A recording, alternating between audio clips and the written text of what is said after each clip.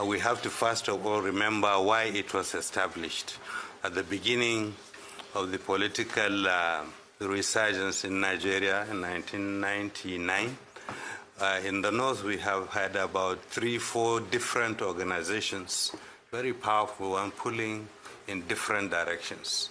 So, but to face political time after a longer period of military regime, it was decided that the North should coalesce those organizations into one strong, cohesive mouthpiece for the North.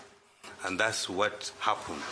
The people that called that meeting that day asked all those different organizations to melt into ACF. And that's what has been going on for the last 25 years. At the time it was also established, there were a lot of divisions in the North, religious, tribal, ethnic, and one of the biggest, most important task for ACF then was to try and unite and unify those divisions. And I must tell you that we are quite proud to say over the years we have had a lot of, we have recorded a lot of achievements. If you remember those days of Kapanchan, Rai, Tafawa Balewa, are no longer with us anymore. But there are still not too smooth relationships which we are still working on. But one of our greatest achievements is the reduction, in a very serious sense, those conflicts that have been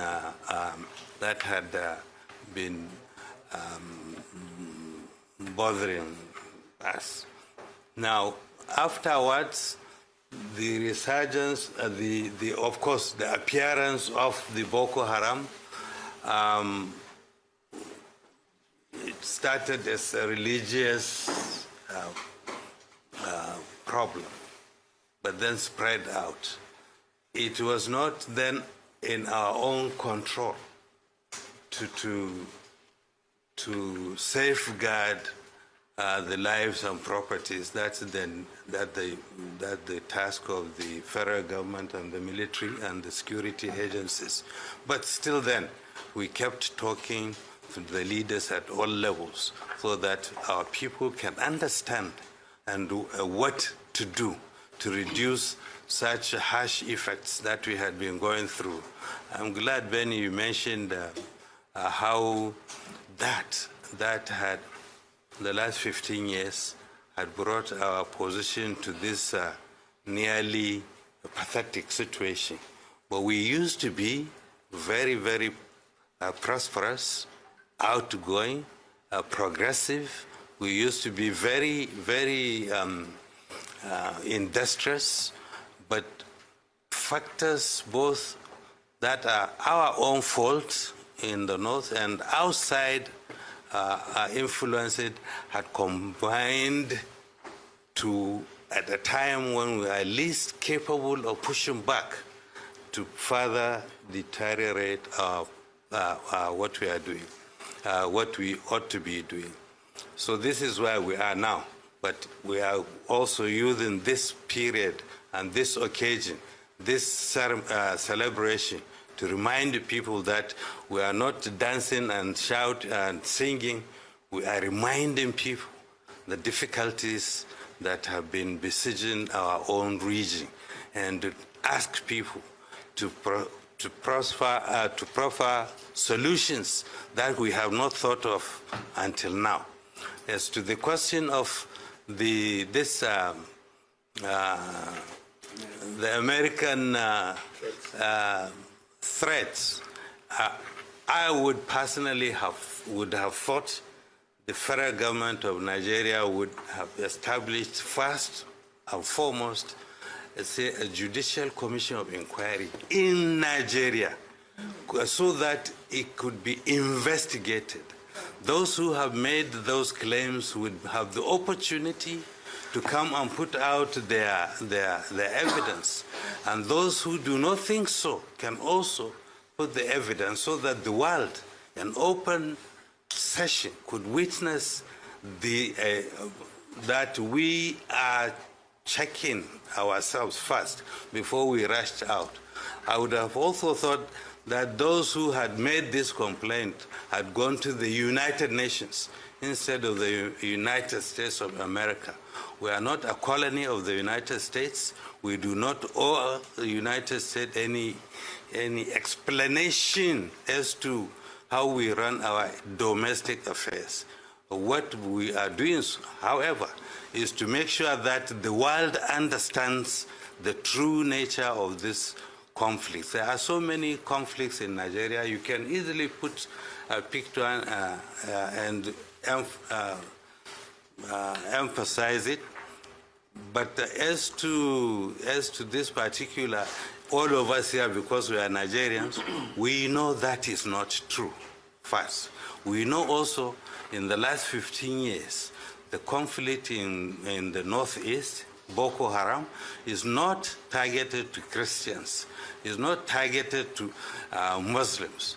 These are insurgents who want to make headlines every day. In doing so, they don't care whether they kill a Muslim or a Christian.